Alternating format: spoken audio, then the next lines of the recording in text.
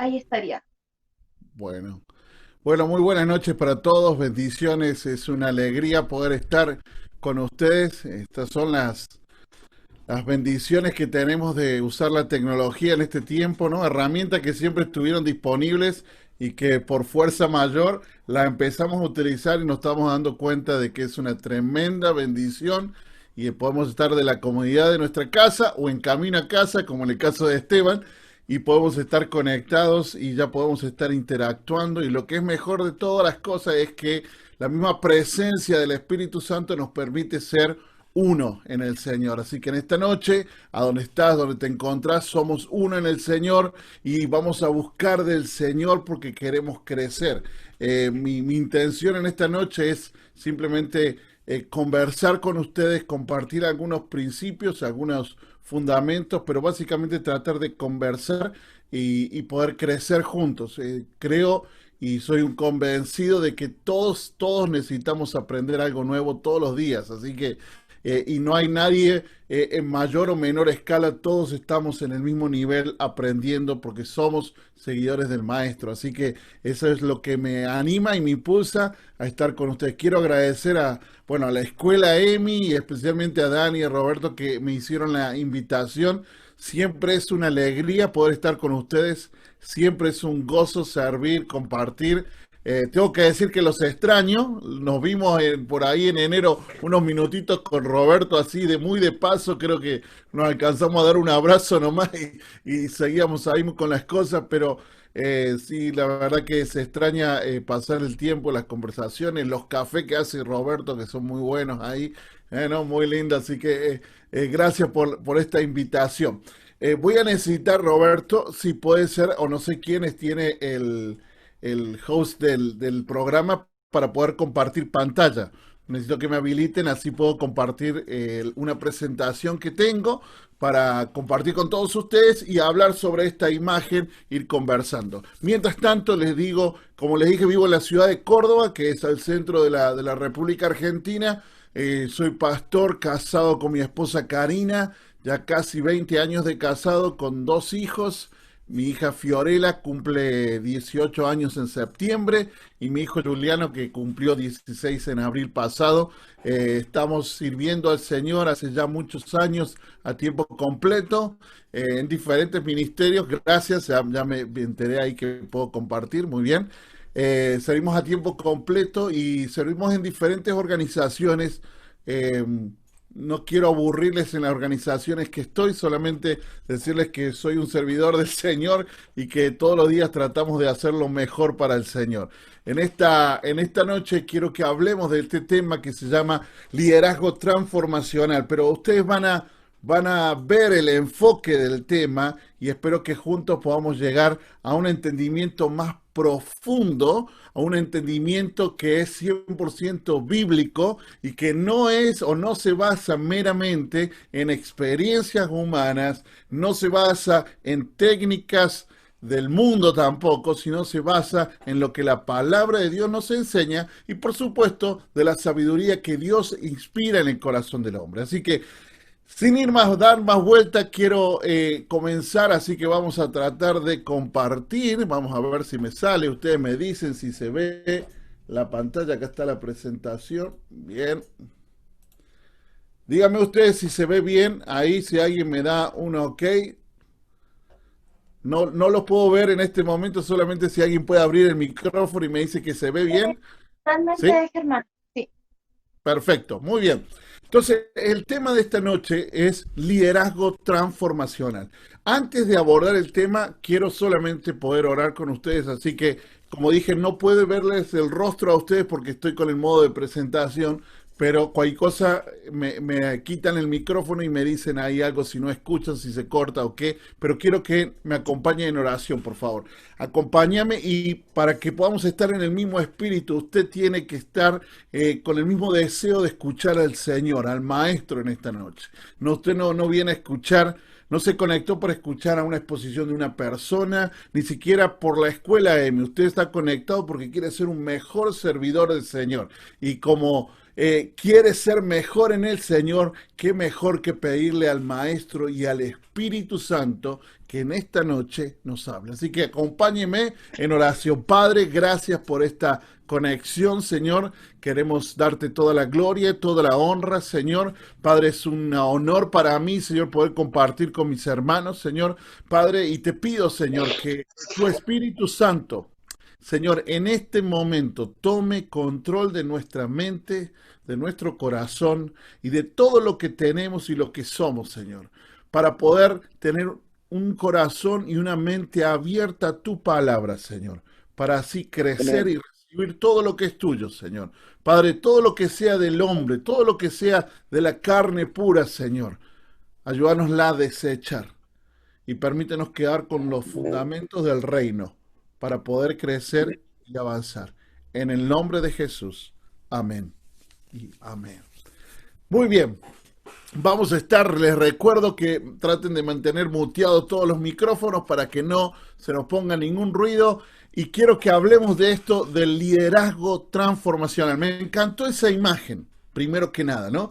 Me encantó esa imagen porque esa imagen ilustra el crecimiento natural de un brote, ¿no? Un brote que está plantado en una tierra que es fértil, que fue una semilla plantada en su tiempo y que luego empezó a generar ese brote. Pero en ese brote se ve una mano, ¿no? Una mano que está, no sé, dándole algo, quizá algún tipo de ayudante para que crezca más fuerte, etcétera, etcétera, etcétera. La pregunta acá es, ¿quién hace la transformación, no? ¿Quién produce la transformación? ¿Es la mano la que produce la transformación?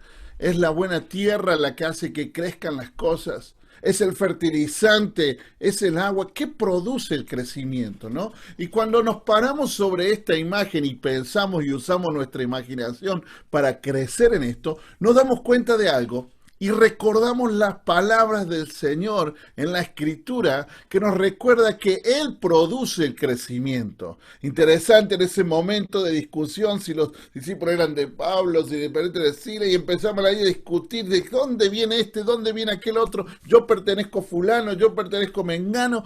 Pero claramente ahí la sabiduría de Dios vino y dijo que Él es el que produce el crecimiento y que todos nosotros en algún punto servimos a ese proceso, pero a algunos les toca preparar la tierra, a algunos les toca plantar la semilla, a otros cuidarla y a otros a cosechar el fruto. El crecimiento, la transformación. Escuchó bien, la transformación es algo que proviene de Dios. Es Dios que la produce, no es el hombre. Pero hablamos de liderazgo transformacional. Quiero decirte que el liderazgo transformacional es un concepto que se maneja principalmente en el mundo de los negocios, ¿no? Y especialmente en las empresas y las compañías, ¿no? Según este concepto empresarial, el liderazgo transformacional se basa básicamente en desafiar a las personas a que tengan metas más altas, inalcanzables para ellos, o por lo menos que requieran mucho esfuerzo, animarlos y a través del liderazgo generar influencia para que las personas puedan tomar decisiones de cambio, de transformación para alcanzar esas metas. Pero todo eso tiene un propósito de fondo. El propósito de fondo es los bienes o en pro de los objetivos de la empresa. ¿Escuchó bien? Todo ese esfuerzo de lograr cambio, transformación en los empleados es por el bien de la empresa y de la compañía. Muy diferente a hablar esto de lo que la palabra del Señor nos puede decir que es la transformación, ¿no es cierto? ¿De dónde viene este concepto de la transformación en el cual Dios juega un rol importante? Por eso, aunque la palabra liderazgo no figura en la Escritura como tal y nosotros podemos entender diferentes roles y posiciones que Jesús mismo habla de que debemos ejercer, tenemos que tener mucho cuidado de este nombre liderazgo transformacional y no caer en un concepto meramente de empresarial. Tenemos que ir siempre a la Escritura. Entonces, la gran pregunta es, ¿qué nos dice la palabra del Señor? ¿Qué es lo que nos dice la Escritura acerca de lo que es la transformación o este liderazgo transformacional del cual en esta noche estamos conversando, ¿no? Y se ven dos imágenes ahí que me encantan, principalmente la de esta figura de Jesús caminando, abrazado de alguien, ¿no? Como que Jesús camina al lado nuestro, ¿no? Es muy diferente ver todo esto desde unos anteojos o de unas gafas que tienen que ver con el reino de Dios y no con el reino de este mundo. Quiero simplemente hacer una aclaración, ¿no? Mientras vamos a ver qué es lo que nos dice la Escritura de lo que es la transformación. Quiero decirte algo, tristemente en estos tiempos se ha permeado dentro de la iglesia muchos conceptos, estrategias que funcionan o vienen del mundo, ¿no es cierto? Y la hemos abrazado y de alguna manera la hemos tomado como parte normal de hacer y ser iglesia. Quiero decirte que este tipo de cosas que se permearon en la congregación tienen como fin quitar del centro a Dios y a Jesús y poner a un montón de cosas al centro, pero no al Rey de Reyes, al Señor de Señores. Por eso empiezo esta conversación hablando principalmente de que tenemos que ir a la Escritura. Entonces vamos a ir a la Escritura, por favor, busca en la Biblia 2 Corintios 3:18. Yo estoy en este momento buscándolo. Dice, es un texto también muy conocido, dice, así todos nosotros, lo voy a leer en lo que es la nueva versión internacional, dice que con el rostro descubierto reflejamos como un espejo la gloria del Señor, somos transformados a su semejanza con más y más gloria por acción del Señor, que es el Espíritu. Lo voy a repetir porque hay tremendos tesoros en este texto, ¿no? Dice, así todos nosotros que con el rostro descubierto reflejamos como en un espejo la gloria del Señor, somos transformados a su semejanza con más y más gloria por acción del Señor, que es el Espíritu Santo. Me encanta porque aparece la palabra transformación, este cambio, esa mudanza que radica básicamente cuando tu vida se enfoca en el Señor, cuando miramos al Señor y reflejamos su gloria. Dice que con el rostro descubierto, donde podemos estar sin nada en medio entre el Señor y nosotros, podemos exponernos a Él con todo lo que Él debe hacer con nosotros, somos transformados. Y dice que esa transformación es producto de la acción del Espíritu Santo. La transformación es producto de un encuentro con Dios. Somos transformados únicamente cuando nos encontramos con el Señor, cuando nos podemos despojar de todas cargas, pensamientos, ideas que son erradas, equivocadas, que son obstáculos que de alguna forma nos tratan de tapar ese espejo para que no podamos ser transformados. Interesantemente, es que podemos estar mirando otras cosas, no solamente puede haber un obstáculo, sino que podemos estar mirando hacia otro lado, entonces nos vamos a ser transformados. Y la transformación que habla la Escritura es a su semejanza, es al Señor. Entonces, cuando hablamos de un liderazgo transformacional, lo que hablamos básicamente es de ser hombres y mujeres que facilitan que las personas tengan un encuentro transformador con el Dios Todopoderoso, que puedan estar ubicadas exactamente hacia donde está el Señor, donde no haya ningún obstáculo. Y como resultado, esa transformación no es en pro de los objetivos de una empresa, no es que yo ayude a que las personas se transformen a ser más parecidas a Germán, ni al liderazgo de Germán. Todo lo contrario, las personas deben ser transformadas a la semejanza de Cristo. Y esto es una obra del Espíritu Santo en el corazón de los hombres y mujeres que se acercan al Padre. Quiero que vayamos también rápidamente a otro texto, pero súper ultra archi conocido en Romanos capítulo 12, versículo 2. Seguramente ya lo está citando prácticamente de memoria. Yo quiero ser fiel a lo que la Escritura nos dice. Romanos 12:2 dice: no se amolden al mundo actual, sino sean transformados mediante la renovación de su mente. Así podrán comprobar cuál es la voluntad de Dios, buena, agradable y perfecta, ¿no? Interesante esta parte que nos recuerda que la transformación tiene que ser a Dios, y es una transformación que gran parte sucede en nuestra mente, en nuestra forma de pensar, y es ahí donde muchas veces caemos en trampas y nos amoldamos al mundo. A veces arrastramos dentro de nuestro ministerio, dentro de nuestras iglesias, formatos del mundo donde ponemos al hombre en el centro. Tengo un pastor amigo que dice: hermano, deje de pensar cuál es la iglesia que viene después de la crisis del coronavirus. La iglesia que viene es la misma iglesia que Jesús instituyó.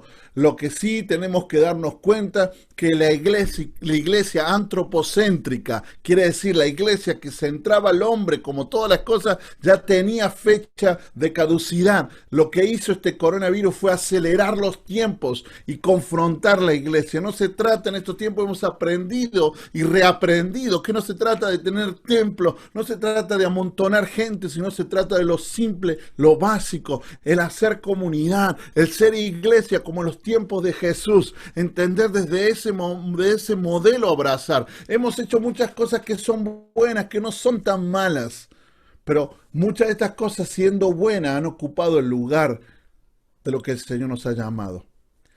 Y el Señor nos recuerda en esta noche que debemos ser transformados. Y esa transformación tiene que ver con quebrar paradigmas de nuestra mente, pero entender que no tiene nada que ver con el mundo. No tiene nada que ver con amoldarse al mundo, que tomar la forma del mundo, ¿no? Hay muchos movimientos de iglesia que dicen debemos ser amigables al mundo, ¿no? Y en esa amistad al mundo se confunde el mensaje y se diluye el mensaje. Hermanos, un liderazgo transformacional que lleva a las personas a un encuentro con Jesús no tiene nada que ver con un modelo del mundo, no tiene nada que ver, y vamos a hablar un poco de eso más adelante. Otro ejemplo de transformación, Saulo de Tarso, ¿no? Pablo, el apóstol Pablo, Saulo de Tarso, entrenado, capacitado, su cabeza súper grande, súper cabezón de tanto conocimiento, tanto entrenamiento, pero que era solamente letra, que no le trajo vida a su corazón. Pero tuvo que tener un encuentro con Jesús, que no solamente tocó su integridad física, que no pudo ver, sino que tocó sus fibras más profundas del corazón. Y en esa transformación dejó de ser un perseguidor a convertirse en un comunicador del mensaje, un apóstol de Dios. No quiero que hablemos más, pero ya conoces la historia. Simón Pedro, el que usamos muchas veces para dar ejemplos del bocón, del que hablaba de más, ¿no? Y ahí hablamos todo y recordamos conversaciones que Jesús tuvo con él, conversaciones que por momentos le decía: muy bien, Pedro, esto no te lo reveló carne ni sangre, sino mi Padre que está en el cielo. Y a los 2 segundos más tarde: vete de aquí, Satanás, ¿no?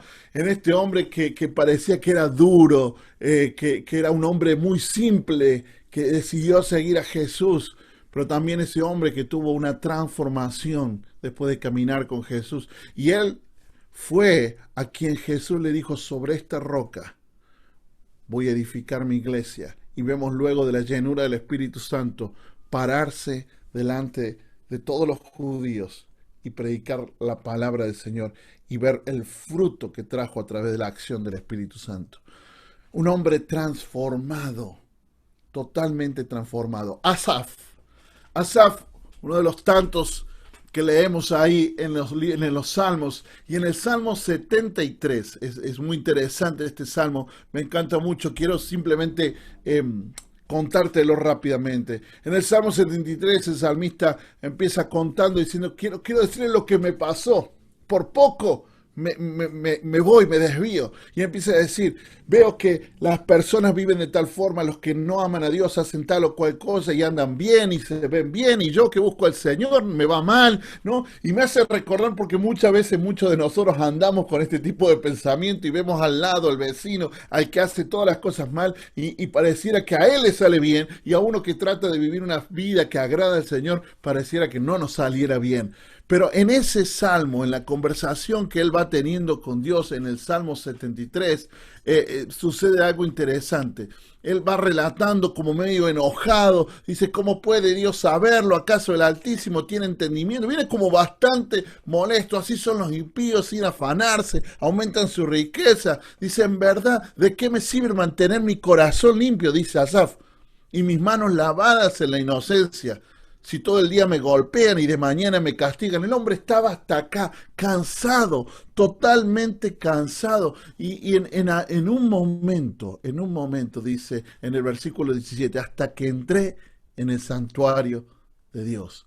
Y allí comprendí cuál será el destino de los malvados. Y empieza él como a volver a enfocarse en Dios. Este hombre estaba totalmente enojado, no quería saber nada, molesto, pero hasta que entró en la presencia de Dios y uno continúa los versículos siguientes y uno ve y puede comprender que Dios transforma su corazón. La perspectiva de este hombre enojado es transformada porque vemos la acción de Dios mismo en el corazón, en un encuentro con Dios, un tiempo cara a cara con el Señor. Y eso es la transformación. Y ahí encontramos transformación. Podríamos hacer una lista y pasarnos toda la noche conversando del texto de la transformación, de cómo la Biblia nos muestra transformación. Pero quiero compartirte un extracto de un amigo mío escribió, casualmente me llegó esta mañana. Hernán Moldes es un amigo, es un pastor de Filipinas. Y en un escrito, en un artículo que escribió, él dice, los procesos de transformación se producen de forma efectiva si los líderes abren sus corazones, hablan la verdad unos a otros con amor y comparten más allá de los logros de su ministerio en un clima de gracia. Creo que hay alguien que tiene el micrófono abierto, si pueden chequear ahí, así no se pone el ruido. Pero en estas palabras, este hermano nos recuerda de que la transformación se produce en un ambiente de gracia, en un ambiente donde yo puedo expresar lo que estoy viviendo. Y estamos bajando, ¿no? Desde conceptos de lo que el Señor nos dice a un punto práctico de lo que debe hacer un líder o cuando debemos llevar adelante un liderazgo que transforma vida, que facilita la transformación desde una perspectiva bíblica, no de una perspectiva del mundo. Entonces los procesos estos de transformación se logran cuando las personas, cuando usted y yo encontramos un ambiente de gracia para abrir mi corazón y no solamente compartir los logros, lo bien que me hicieron, lo bien que me salió el ministerio, lo bien que fue cuando fui a predicar a tal o cual lugar, lo cuánto viajé o cuánto no viajé, lo que hice, sino que también puedo abrir mi corazón y contar mis luchas. Al Señor, pero a mi hermano también. Y es ahí donde se produce ese ámbito donde el Señor trabaja con los hijos y las hijas de Dios. Yo quiero animarte a través de esta conversación a que te sumes a un movimiento de hombres y mujeres que siguen a Jesús y que lideran a que otros también sigan a Jesús. Y en este seguir a Jesús podamos entender que nuestro rol es facilitar encuentros con el Maestro, crear ambientes de gracia donde yo puedo abrir mi corazón, donde otros pueden abrir el corazón y podamos crecer en el Señor. Quiero decirte que no hay nada más transformador, no hay nada más transformador que el discipulado bíblico. No hay nada más transformador que caminar en el discipulado bíblico. ¿Cuál es el llamado de los seguidores de Jesús? ¿Quién me puede de alguna forma o en una palabra decirme cuál es el llamado? Si alguno de ustedes se quita ahí el micrófono y me dice, ¿cuál es el llamado que el Señor nos hace? ¿Quién se Hacer anima? discípulos, ¿A cómo? hacer discípulos. A ser discípulos. Muy bueno, ¿no? ¿Alguien más está de acuerdo? A ver, muevan las manos. A ver, perdón, veo por este lado porque tengo una pantalla de este lado. Ahí me hacen así, ¿no? Algunos dicen, ¿alguien tiene otra opinión diferente? Todos dicen así. El llamado del Señor. Renuncia, ¿Perdón? renuncia. Renuncia, nos dice Dani. Wow. Mira, creo que entender que el llamado principal que el Señor nos hace es simplemente, aunque no pareciera tan simple, es un llamado a estar con Él. Es un llamado a pasar tiempo con Él, a entrar en una relación profunda con el Señor. Nuestro llamado, hermanos, hermanas, es a estar con el Señor. Recuerdo cuando estaba recién casado, creo que recién había nacido mi hija o estaba por nacer mi hija y estuvimos hablando con un pastor. Recuerdo que yo iba y le hablaba, pastor, tengo un llamado para las naciones de la tierra. Yo siento que el Señor me lleva a esto. Yo siento que Dios me lleva a estar con personas y trabajar. Y recuerdo que este varón me mira y me dice, hermano, si tu llamado es a las naciones o a estar con gente, hermano, estás destinado a fracasar. Porque el estar con gente, el ir a las naciones de la tierra, en algún punto te va a cansar. Porque sos una persona, un ser humano, que es finito, que ese amor y esa pasión que sentís hoy, mañana se gasta. Tenés que entender, Germán, que el llamado es a estar con Él. El llamado es crecer en tu relación con Él, crecer en tu dependencia con Él. Por supuesto, la renuncia tiene mucho que ver, por supuesto, el hacer discípulos tiene que ver, pero en primera instancia, el llamado es estar con Él. Y la figura del salmista, esa copa que rebosa, es la figura que quiero dejarte en tu mente en esta noche. Cuando vamos al Señor, vamos a esa fuente inagotable de amor, de pasión, de creatividad. Cuando nos ponemos sobre ese gran flujo de amor del Señor, nuestra copa rebosa. Y de lo que rebosa esa copa, es lo que damos a otro. Si voy con mi copa hacia las personas o hacia las naciones, en algún punto mi copa se va a vaciar. Mi llamado es a permanecer en el Señor, a estar con Él. Y en la medida que estoy con Él, lo que sobra y abunda de mi relación con Dios es lo que yo puedo ministrar a otros. Hago discípulos y tantas otras cosas que podemos hacer. Entonces, el llamado del Señor para tu vida y para mi vida es a estar con Él. Pero también, por supuesto, mi hermana habló y dijo algo muy importante, habló del discípulo o hacer discípulos, ¿no? Y esta imagen que vemos ahí de fondo es una imagen que mucho se utiliza para mostrarnos esto del discipulado, pero también aparece ahí este tema de la gran comisión, ¿no es cierto? Esta gran comisión que principalmente la encontramos en Mateo 28, pero que no está únicamente en Mateo 28, ¿no? Creo que muchos de ustedes ya lo saben, pero simplemente para refrescar, tenemos diferentes textos bíblicos donde somos desafiados a la gran comisión. Dallas Willard, que es un autor de libros muy, muy lindos, muy interesantes, él habla de la gran omisión, no la gran comisión, la gran omisión. Esto que deberíamos hacer, esto que hacemos tantas cosas que son buenas, pero no tiene nada que ver con lo que Dios nos pidió hacer. Y de esto se trata esta charla también, ¿no?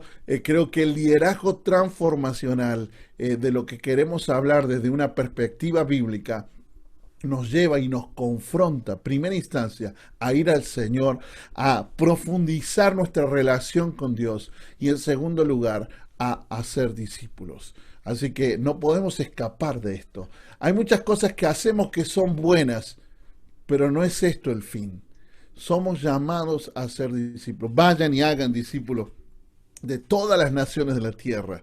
¿No? Es bien claro el Señor y seguramente ustedes han trabajado y han pensado mucho en esto y han no solamente trabajado, sino han aprendido y estudiado mucho en profundidad lo que es esto de la gran comisión. Pero queridos hermanos, hermanas, quiero decirte que la gran comisión se da cuando vos y yo caminamos en el Señor, cuando nos enfocamos en Él y podemos darnos a otras personas, pero desde lo que fluye en nuestra relación vertical con Dios. Y quiero hablarte de algo que me encantó, que aprendí hace un par de años, y es esto de lo que es la filosofía ministerial de Jesús, o volver a la raíz del ministerio del Señor, ¿no? El ministerio de Jesús o la manera en que Jesús empleó el ministerio es el modelo que podemos aplicar en nuestros contextos hoy, en esto de ser fieles a lo que el Señor nos pidió, no haciendo un montón de cosas, sino haciendo lo que Él nos pidió. Y en esto está la realidad de pensar en grande. Jesús tenía una visión muy grande, muy amplia. Su visión tenía que ver con un movimiento global, con que las personas se reconciliaran con el Padre. Él tenía muy en claro su razón de venir a la tierra, su razón de caminar estos años aquí en la tierra y de morir en la cruz. Pero teniendo en claro su visión, su enfoque fue en poco, en pequeño. Él no hizo su ministerio mayoritariamente a grandes masas. El ministerio del Señor se basó en un enfoque de 12 personas, en los suyos, y dentro de los 12, ustedes saben, había diferentes como círculos de intimidad, ¿no? Y ese es el corazón del Señor. El enfoque del ministerio de Jesús tenía en claro la visión hacia dónde iba, pero jamás, jamás se dejó llevar por lo que tenía que ver masa, por lo que tenía que ver grandes números ni cantidades. Mira, hermano, he estado participando en reuniones de Zoom con más de 300 personas.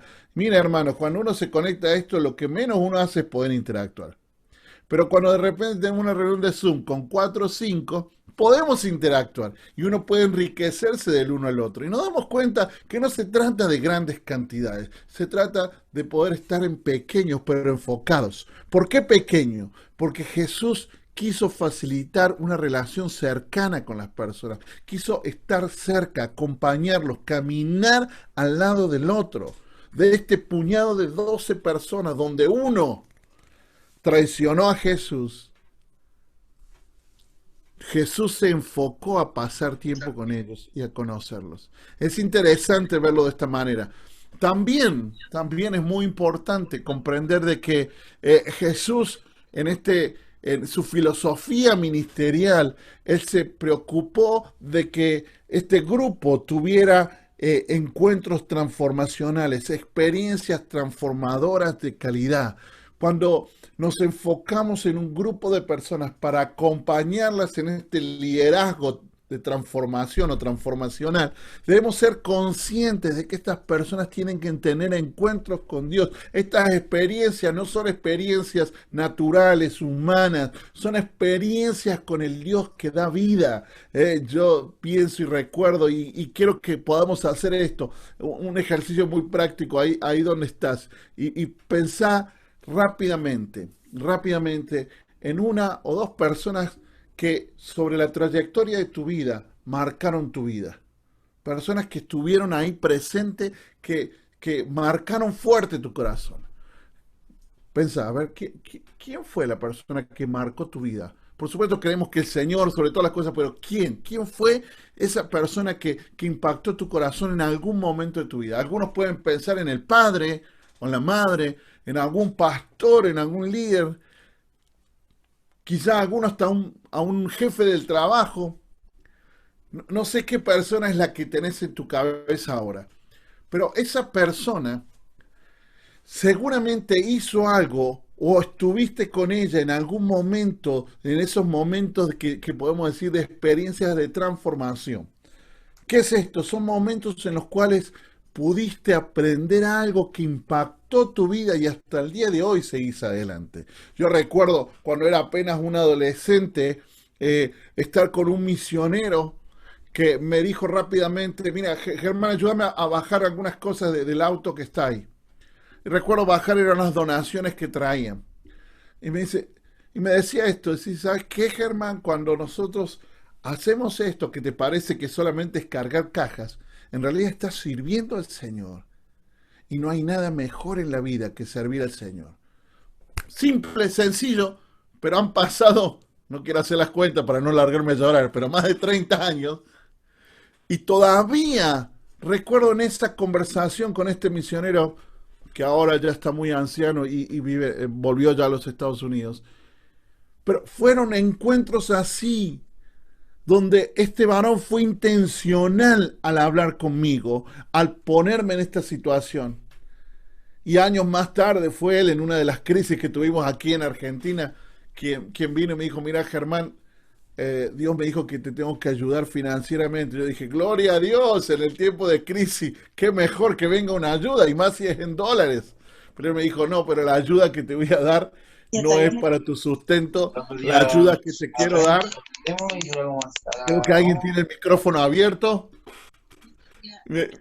Ahí estamos. La ayuda me dice que te quiero dar es a que completes tus estudios teológicos. Así que pago tus estudios teológicos. Bueno, yo me sentí un poco desilusionado. Yo esperaba dinero para otra cosa, pero finalmente este hombre colaboró para que finalice mis estudios teológicos. Pero fueron hombres o fueron mujeres que impactaron tu vida y se preocuparon por ponerte en un punto en el cual vos aprendiste, mucho más allá del conocimiento que uno puede tener en la cabeza, sino tiene que ver con experiencia y tiene que ver con tu corazón. Jesús hizo lo mismo con sus 12. Se preocupó de que tuvieran situaciones donde se preguntaran y donde Jesús les enseñara. ¿Se acuerdan cuando Jesús hace los milagros para alimentar a los 5.000? Él dice, le tenemos que dar, denle de comer. Y ahí se agarran los peces y dicen, ¿cómo vamos a darle de comer? Y ahí vemos este muchachito que trae los panes, los peces, la multiplicación, y como resultado sobraron 12 cestas, una para cada uno de sus discípulos, ¿no? Y con esto me imagino que ellos les voló la cabeza y aprendieron algo que les transformó la vida. Somos llamados, hermanos, a practicar este tipo de filosofía ministerial, el tener la visión en clara de que debemos llevar a las personas a un encuentro con el Señor, que ese es nuestro fin, que las personas tengan una relación con el Señor, que las personas de todo el pueblo, etnia, tribu y nación tengan un encuentro con Dios. Es así bien grande, casi inalcanzable, pero también debemos decir que para alcanzar esa meta que parece imposible, debo comenzar pequeño, debo comenzar con una persona a la vez y enfocarme en una relación profunda, pero también llevar a esta persona intencionalmente a momentos de transformación. Así Jesús hizo su ministerio. Y ahí es donde yo quiero hablarte del discipulado, de esto que transforma vidas. No hay otra forma de llevar un liderazgo transformacional que hacer lo que Jesús nos pidió, que vayamos y hagamos discípulos. Pero quiero hablarte de algunos términos que se utilizan en este tiempo y de alguna forma quizá traer un poco de claridad o quizá recordarte algunas cosas que ya conoces. Y quiero hablarte y quiero que puedas ver de alguna forma la siguiente imagen. Sí, espero que se vea bien. Díganme si se ve algo. Ok, acá estamos. Se ve ahí, se ve este marco, ¿no? Hay un marco. Hay un marco, ¿qué quiere decir un marco? Que ahí están los límites. Dentro de ese marco nos tenemos que mover. Fuera de ese marco nos estamos moviendo en otra cosa. Por ejemplo, la palabra mentoreo, coaching, son palabras que vienen hace mucho, especialmente del mundo del negocio empresarial, utilizándose. Hay gente que te ofrece el coaching ontológico. Y usted puede hacer, lograr y empieza, ¿no?, a ofrecer un montón de cosas por la módica suma de tanto, yo le ayudo a que usted haga tal o cual cosa. O de repente hay mentores, las empresas utilizan mentores. Pero todo ese tipo de enfoque lo hacen fuera de un marco. El gran marco para nosotros los hijos de Dios debe ser y sigue siendo el discipulado. El discipulado no tiene nada que ver con un material en el cual usted tiene que leer o reproducir. El discipulado no tiene nada que ver con que usted nos juntemos una vez a la semana a reflexionar sobre un material bíblico. Eso no es discipulado. El discipulado bíblico no lo vemos claro en la vida de Jesús. Es caminar con la otra persona, es compartir la vida con otra persona en una relación sincera, profunda, que lleva a transformación, pero que no es algo que estoy obligado a hacer, sino que por amor a la persona lo hago.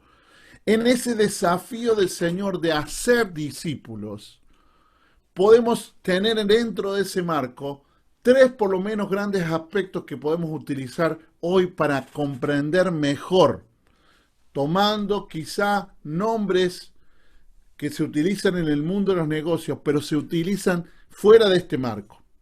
El mentoreo, el coaching y la consejería bíblica. Quiero solamente mostrarle algunas cosas para que podamos entender un poquito más. Voy a ir rápido para que se pueda ver todo. Ok. Germán, no se ve por si acaso lo del marco. Quedamos solamente envolvamos a Ah, la raíz de Jesús. ¿ahí se ve? Ahora sí. Ok. Voy a volver atrás. Ustedes me dicen. ¿Hasta ahí se ve? Bueno, no les puedo ver el rostro, me imagino que sí. Este mentoreo, coaching es lo que hablamos de este marco, ¿no? Como un marco de un cuadro donde lo que está dentro es lo que se mueve y lo que estamos moviéndonos fuera de ahí, que estamos ya en otra cosa. Entonces, vamos a caminar en el marco del discipulado. Podemos hacer uso de este tres tipos de maneras de trabajar con las personas, pero básicamente nuestro gran marco debe ser el discipulado. Entonces, ahí vamos a ver un poco de diferencias entre el coaching y el mentoreo. No estoy diciendo que uno sea mejor ni uno peor, sino que son diferentes maneras de caminar en el discipulado. El coaching tiene un enfoque especialmente en aptitudes, en habilidades, en la formación de la persona. Utiliza mucho preguntas. No necesariamente hay una relación profunda y también puede ser que las personas tengan, no necesariamente tienen que tener diferencias de edades o de etapas en la vida. Entonces el coaching tiene que ver cuando yo necesito, por ejemplo, aprender a mejorar, voy a usarlo en un término más general, el manejo de Zoom. Entonces yo necesito a alguien que me coachee o que me acompañe y me muestre cómo es y me ayuda a que yo aprenda y me pregunte, me dice, bueno, Germán, haga esto, haga lo otro, pruebe esto, mire, yo le muestro así, así, y ahí está. Ya adquirí una habilidad nueva gracias a alguien que me acompañó en esto. Lo mismo puede ser en el marco del discipulado. En el marco del discipulado, algunos que somos llamados a predicar la palabra del Señor, muchas veces necesitamos personas que nos ayuden y nos enseñen a cómo predicar o cómo preparar una predicación, cómo trabajar con todos los detalles para tener preparar una predicación expositiva, etcétera, etcétera, que tiene que ver con obviamente la dependencia del Espíritu Santo, pero también hay herramientas, hay técnicas como un método inductivo del estudio de la Biblia y tiene que ver con habilidades, aptitudes. Entonces el coaching tiene que ver más con esto. Cuando hablamos del mentoreo, el enfoque es en toda la persona y con un enfoque o un énfasis especial en el carácter de la persona. El mentoreo tiene que ver con el corazón de la persona. Utiliza, bueno, aptitudes y herramientas. También, bueno, en un marco de un mentoreo, como tiene o pretende trabajar el corazón de la persona en el carácter, la relación y la confianza son cruciales. Y sí es muy importante que en el mentoreo uno pueda estar con una persona que está en una etapa adelante en la vida.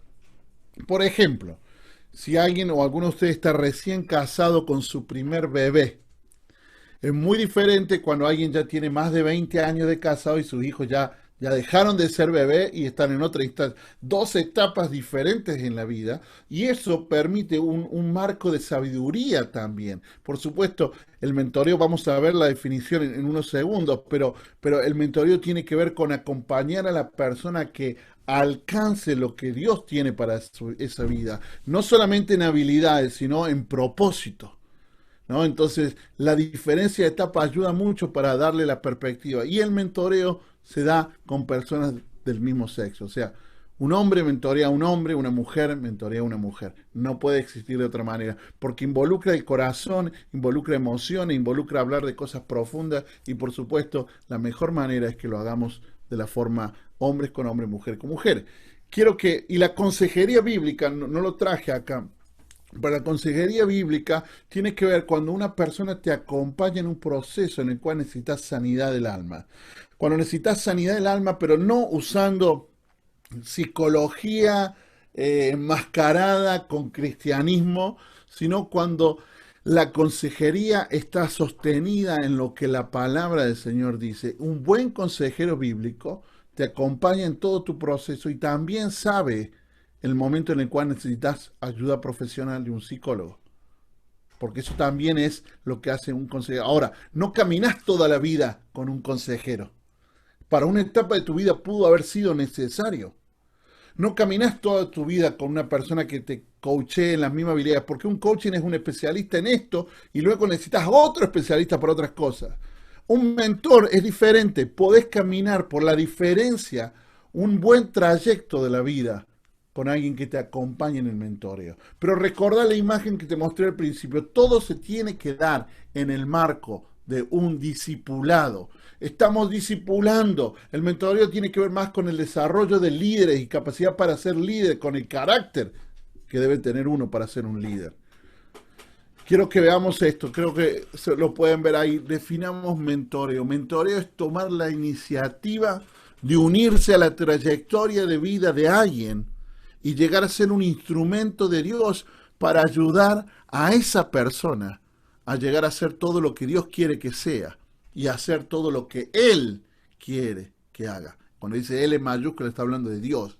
Entonces, tiene que ver con propósito. Un mentor en el marco del discipulado ayuda a las personas a que vaya creciendo. Me encanta una imagen. Una de las imágenes más me encantan, no la logré poner ahí. Es cuando logramos con mi vida, Germán trabaja con alguien más joven, lo acompaña, lo ayuda a descubrir su propósito en Dios, lo lleva al Señor. Y como vimos ahí, cada vez que los llevamos al Señor, somos transformados, esta persona es transformada, se apoya sobre los hombros de Germán para que se extienda a lo que Dios tiene para su vida. Eso es el mentoreo. Esto quiero animarte para que desarrolles un liderazgo que transforma, es que camines en esto. Dentro del marco del discipulado, te enfoques en mentorear a otros. Y quiero que salgas algunas cosas que no tienen nada que ver con lo que el Señor nos dice. Y hay una palabra que a veces pega mucho en nuestros ambientes y habla del éxito y entender de qué es el éxito. Y a veces creemos que la manera de medir un ministerio es a través del éxito del mismo, ¿no? Podemos decir que el éxito, que lograr éxito para una compañía es vender productos o lograr hacerlo la mayor rendimiento de lo que producen. Pero no es lo mismo, hermanos, trabajar el éxito, mirar el éxito como una manera de medir al ministerio. Eso está equivocado. El éxito o ministerios basados en el exitismo no tienen nada que ver con lo que Dios nos llama. La Escritura nos confronta. ¿Sabe cómo se mide un ministerio? El ministerio que Dios te dio, cómo se debe medir, no es con el éxito ni cuántas personas impactaste o cuánto hiciste. Se mide a través de tu fidelidad a Dios.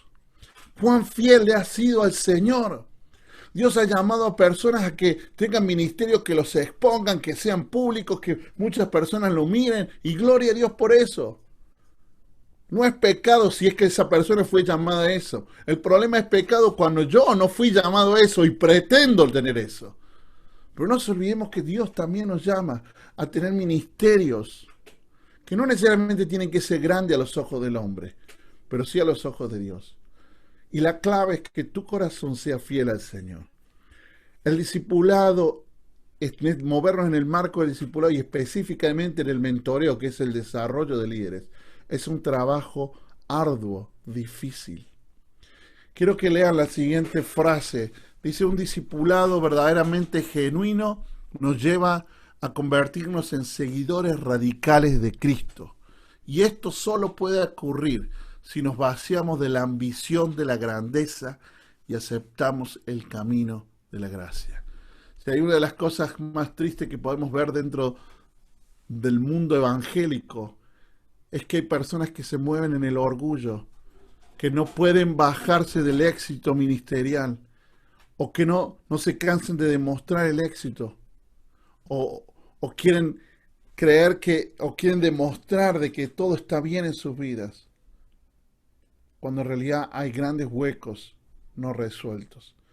Porque caminar en el mentoreo dentro del marco del discipulado implica abrir tu corazón, implica darle permiso a la otra persona para que te haga preguntas que quizás te incomoden, que te cuestionen, que te confronten con amor, que pueda decir, Germán, bien, pero ¿sabes qué?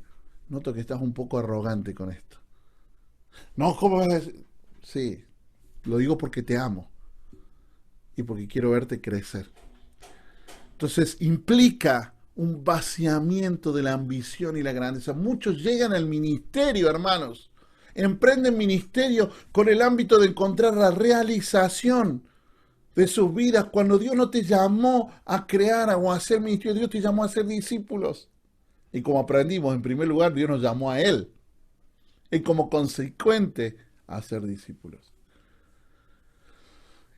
Quiero, y ya estoy terminando, no quiero pasarme más. La siguiente imagen, perdón, está en inglés, no está en español. Es lo que se llama un ejercicio que se llama 1, 2, 3 corazón. Y lo que habla básicamente, si ustedes ven ahí, ve el corazón de una persona y ve direcciones, diferentes direcciones, hacia arriba. Yo quiero preguntarte, ¿quién es la persona que te está mentoreando y acompañando en tu vida? Quizás no uses el nombre mentor, quizás uses el nombre discipulado. Está bien, no importa el término. Pero ¿quién es la persona que te está acompañando? Que es un poco más grande que vos, que está en otra etapa de la vida, pero que te está acompañando. Si no hay nadie, haz esto mismo en una hoja y pon el nombre de personas que quizás le podrías preguntar, ¿no? En el número 1, ahí arriba. Pero también, ¿por qué no hacia el número 2? Te fijas ahí hacia la derecha. ¿Qué personas son pares a vos?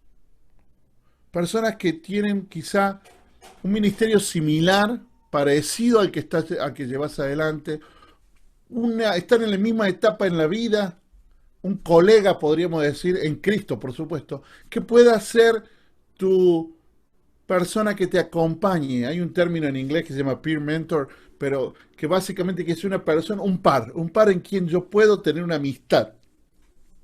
Porque también es muy sano tener amistad. A veces en el ministerio no logramos conseguir amistades porque tenemos roles de liderazgo y no podemos ser muy amigos de las personas a quienes estamos liderando. Porque a veces la amistad implica abrir el corazón y no hay un entendimiento de lo que estamos viviendo. Entonces, en el número 2, poner personas que sean quizá colegas de otro ministerio, personas de tu misma edad, en la misma etapa en la vida, que crees que pueden ser esas personas que desarrollas una amistad espiritual, ¿no? En el 2, del otro lado, que es la pantalla, pensá en personas que no son del ministerio, que quizás no están en el mismo rol, que son de otras áreas, que son cristianos, y fíjate que quizás pueda también establecer amistad. Interesante ver que hay como a nivel horizontal dos grupos de personas a quienes yo debo desarrollar amistad. Personas a quienes son colegas ministeriales que están enfocados hacia un ministerio similar al mío, que están en la misma etapa de la vida, pero también personas que son laicas o que están en otra instancia, quizá un emprendedor, un buen cristiano emprendedor, o personas que están en diferente llamado, diferente asignación de Dios para tu vida, pero sí podés crear esta relación de amistad espiritual. Entonces vos podés ir llenando en esta hoja, te animo a que practiques este ejercicio. Uno, las personas que te están mentoreando, que podrían mentorearte. Dos, los colegas ministeriales con quienes ya tenés una amistad, y personas que no son colegas ministeriales, que están en otra instancia de tu vida y que pueden ser en este círculo de amistad. Si no lo tenés, poné nombres de personas potenciales que podrías preguntarle. Y hacia abajo dice que pongas el nombre de las personas a quien podrías mentorear o discipular con este enfoque en el corazón y en ayudarlos a desarrollar una vida que lo acerca al Señor y a los propósitos que Dios tiene para esa vida.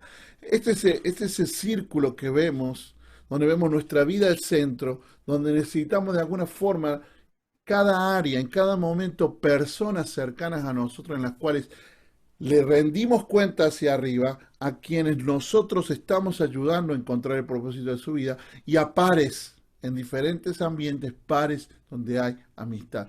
Cuando caminamos en esta manera y logramos cerrar este círculo, nos vamos a encontrar en un lugar de mucha sanidad espiritual y emocional, donde tenemos personas que tienen permiso de llamarnos la atención por la amistad o por el liderazgo que tienen sobre nosotros, pero a la vez estamos bendiciendo a otras personas. Quiero que leamos este texto bíblico en Juan 5, 39, 40. Dice, ustedes estudian con diligencia las escrituras porque piensan que en ellas hallan la vida eterna, y con ellas las que dan testimonio a mi favor. Sin embargo, ustedes no quieren venir a mí para tener esta vida. Es una tentación que tenemos a veces, es de quedarnos en llenarnos de conocimiento y no terminar yendo al Señor. Y seguramente usted escuchó este ejemplo que voy a dar. Es como que usted está enamorado de su esposa y usted lo que va es a leer el diario de su esposa, lo que hizo su esposa cuando era adolescente, y se enamora solamente, y puede estar muy enamorado de ella, pero no es lo mismo que estar con ella, que pasar tiempo con su esposa, que dedicarle, que comer, que estar con ella, que abrazarla y estar, ¿no? A veces tenemos esa tendencia de quedarnos solamente en llenarnos la cabeza y poco acercarnos al Señor.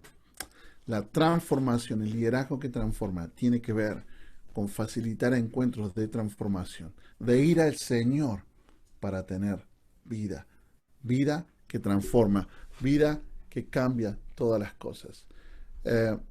Creo que ahí ya dejé de compartir la pantalla y volví acá.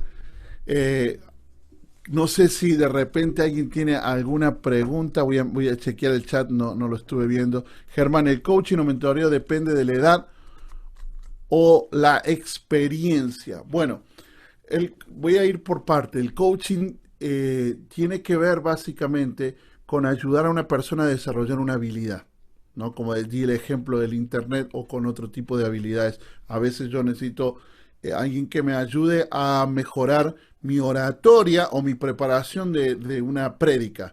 Entonces puedo buscar de repente una persona que sea más joven que yo, que sea buena en eso y que pueda a través del coaching o del acompañamiento entrenarme en esto. Entonces no hay necesariamente una diferencia de edad, porque estamos hablando del enfoque, tiene que ver con una habilidad, con algo que yo estoy queriendo adquirir, ¿no? El mentoreo es diferente, ahí sí debe haber una diferencia de edad o de etapa en la vida, ¿no? A veces no hay una gran diferencia de edad, pero sí hay unas etapas en la vida. No es lo mismo, vuelvo al punto, tener un hijo recién nacido que tener hijos ya jóvenes. Hubo una sabiduría que dio el tiempo de caminar con el Señor que te da una perspectiva mayor. Piense usted cuando habla con alguien más grande en el Señor, cuánto disfruta escuchar la perspectiva que tiene las cosas. No siempre es negativo hablar con un adulto mayor. A veces hay mucha sabiduría que podemos aprender. Entonces, esta es una de las formas. Jorge dice, ¿qué es para usted un clima de gracia? Bueno, primero que todo, gracias por tu pregunta. Un clima de gracia, Jorge, tiene que ver con donde yo pueda, en esta relación con el mentor, en primera instancia, yo como mentor, voy a usar un ejemplo, voy a usar porque te conozco a Roberto. Yo estoy mentoreando a Roberto, vamos a decir así. Crear un clima o un ambiente de gracia quiere decir que yo en este sumarme a la trayectoria de vida que está haciendo Roberto es mostrarme vulnerable. No, Germán, acá viene el experto, el super mentor con todos sus créditos, y usted, Roberto, es un pecador que necesita aprender esto, esto y esto, sino que yo vengo y le digo, mira, Roberto, te voy a abrir mi corazón. Una de las luchas que tuve o que tengo es esta. Y abro mi corazón y me muestro vulnerable. Que pareciera que la palabra vulnerabilidad en el ambiente de liderazgo cristiano pareciera que fuera una mala palabra. Pareciera que nadie quiere mostrar. Todos somos exitosos. Todo nos va bien, a nadie nos nadie nos fue mal, todo nos salió perfecto, ninguno salió perdiendo dinero en ningún proyecto ni en nada, todo nos fue bien, todos llenamos templos, estadios, todos hicimos una gran cosecha para el Señor, pero no mostramos nunca las luchas, nuestros errores. Entonces, el ser vulnerable, cuando yo me acerco en el ejemplo de Roberto, empiezo a mostrarle mi corazón y Roberto empieza a sentir que hay gracia ahí, que hay un espacio donde yo puedo expresar. Roberto siente la confianza para decir, bueno, ¿sabes qué, Germán? Mira, estoy luchando con Emi. Está difícil la cosa con Emi. Y me empieza a decir esto y aquello. ¿Cómo lo podemos hacer?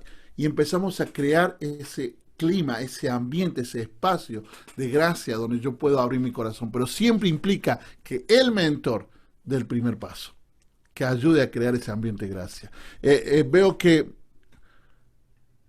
ok. Usted mencionó que iglesias que habían adoptado al mundo. ¿Cuáles serían para ustedes los actos que están realizando esta iglesia? Bien, voy a ir a eso, Jorge. Quiero leer lo que puso Benja. Si hablamos del éxito y de las palabras que ello involucra, si vemos Mateo 11:11, no hay hombre como Juan. Entonces su ministerio fue un fracaso. Si lo llevamos al éxito actual y los ministerios. Mira, me hace acordar, hay por internet dando vueltas, Benja, una carta de como de una empresa de recursos humanos que le manda a Jesús y le habla de sus discípulos. Seguramente lo han leído por ahí. Y le dice, mire, acabamos de ver el perfil, la hoja de vida, el currículum de cada uno de los 12. Mire, la verdad que la gente que usted tiene no es muy buena. Vemos ahí Pedro un poco terco, poco duro, inflexible. Por otro lado vemos a un Juan, un muchacho muy joven, poca experiencia, emocional, cambiante. Un Tomás que es un poco complicado, un hombre que sí le cuesta creer y avanzar. Pero sí encontramos entre los 12 uno que califica porque tiene la capacidad de ser ordenado, buen administrador, muy bueno y encima es bueno en los números. Le recomendamos que entre esos 12 usted elija a Judas, porque ese es el mejor de todos, ¿no? Y sabemos que la historia de este Judas terminó entregando a Jesús, porque los parámetros de medir el éxito del mundo nunca se alinean con los parámetros para medir en el reino de Dios. Por eso el parámetro es la fidelidad. Entonces, como bien dice, si lo llevamos a... Preguntaba ahí, Mateo, si no hay hombre como Juan, ¿no? Y vemos Juan que en algún punto él vivió esta lucha interna. Señor, venís vos, viene alguien más. Vemos ahí circunstancias ahí un poco complejas, pero el éxito ministerial no existe, hermanos. Lo que sí existe es el ser fiel al Señor. Y podemos hablar de la parábola de los talentos y vemos que la clave fue la fidelidad. No hubo otra cosa que fidelidad al amo. Y creo que por ahí viene la cosa, aceptar nuestra asignación a lo que Dios nos llamó. Si nuestro ministerio a los ojos del mundo y de otros se ve como exitoso y me encuentro haciendo la voluntad de Dios, hermano, no es pecado, ¿eh? No lo es pecado. El problema es que Germán quiere ser Dante Gebel, tener una iglesia de 5.000 personas en los Estados Unidos con un montón de cosas, entonces yo ando por la vida tratando de ser un Dante Gebel. Cuando Dios nunca me llamó a ser un Dante Gebel, ¿no? Para dar ejemplos exagerados, ¿no? Pero tiene que ver con esto, hermanos. Tenemos que ser fieles a lo que Dios nos llamó y no a otra cosa. Ahora sí, Jorge, usted mencionó que había iglesias que se habían adoptado un modelo del mundo. Y bueno, ahí voy a hablar de lo que es el antropocéntrico. Antropocéntrico habla de que cuando ponemos al hombre en el medio y todo se trata del hombre y todo se trata de que las personas se sientan bien, cómodas y que no sean confrontadas con nada. Entonces, vamos a tratar las canciones, las letras de las canciones, nos ponen a nosotros en el medio.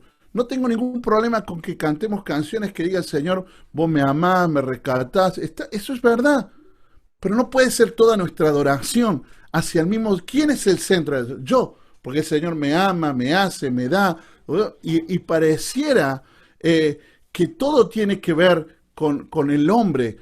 A veces nos preocupamos tener salones, los templos, los edificios, que sean cómodos. Hay movimientos que, bueno, usted tiene que hacer esta técnica para que la persona se sienta bien y entonces ella pueda llegar y esa persona pueda lograr sentirse cómoda. Y yo entiendo que tenemos que ser estratégicos en alcanzar al mundo, pero también tenemos que entender que el Evangelio naturalmente confronta a las personas. Naturalmente el Evangelio de Jesucristo confronta y confrontará. Entonces esto nos va a hacer enemigos de alguna forma de muchos detractores de la fe. Entonces vemos personas que hablan de la identidad de género y son cristianos. Personas que hablan del aborto y son cristianos y les parece que está bien.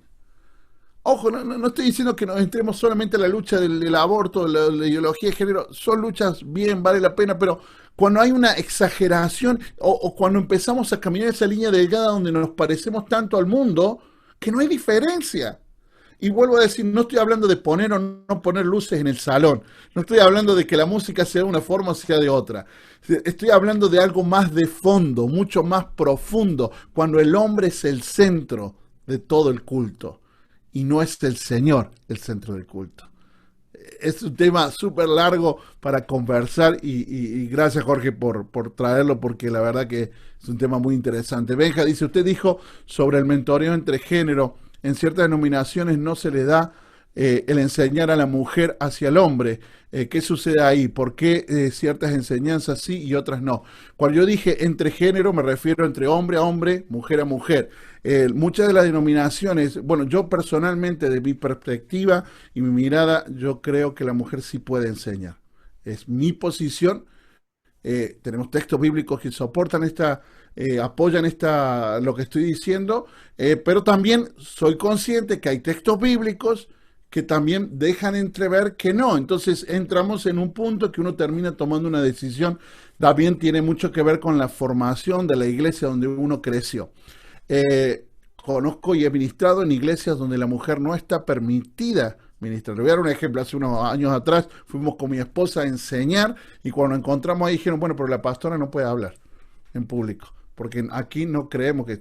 Y era una enseñanza que hacíamos los dos. ¿Cómo hacemos? Bueno, no podemos. Pero ellos mismos nos dijeron, pero sí nosotros permitimos que la pastora pueda enseñar a otras mujeres. Entonces ahí nomás dividimos, hombres para un lado, mujeres por otro. Mi esposa se fue con las mujeres, tuvo la enseñanza, la administró y siguió adelante. Entonces buscamos la forma, pero hablando estrictamente del mentoreo, sí debe ser un hombre con un hombre, una mujer con una mujer en un marco de discipulado. De hecho, yo animo que el discipulado sea así, ¿no?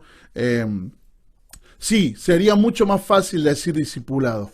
Sí, Benja, concuerdo con vos, por eso puse el gran marco, es el discipulado. Pero es como cuando hablamos que el hombre es cuerpo, alma y espíritu, ¿no? Y lo usamos para poder entender profundamente o ampliar el entendimiento de quiénes somos. De la misma manera podemos usar los términos que te dije dentro de lo que es el discipulado, para ampliar el término del discipulado. Por eso siempre presenté de hecho, la palabra líder tampoco está en la escritura, pero lo usamos y lo utilizamos cada vez más. Ahora, ¿es pecado usar la palabra líder? No, claro que no.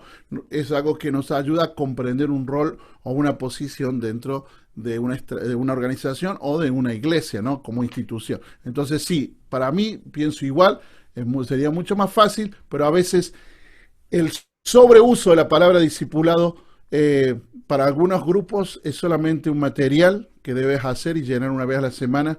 Para otros es un proyecto a largo plazo. Entonces, para aclararlo, usamos palabras más para enriquecer la profundidad y la belleza del discipulado bíblico, que es lo que el Señor nos llamó. Bueno, acá dice que pueden enviar las preguntas vía WhatsApp y se las enviaremos al pastor. Así es, ya llegamos al fin. Muchas gracias, hermanos, por todo. Gracias por la atención, gracias por las preguntas, muy buenas preguntas y seguramente quedaron cosas para hacer. Siga investigando, siga zambulléndose en la palabra del Señor. Ahí está la base para poder desarrollar todo, pero recuerde que la transformación la hace el Señor y no hay nada mejor que un encuentro con el Señor. Somos llamados al Señor y debemos facilitar que otros lleguen al Señor. Dios les bendiga y muy buenas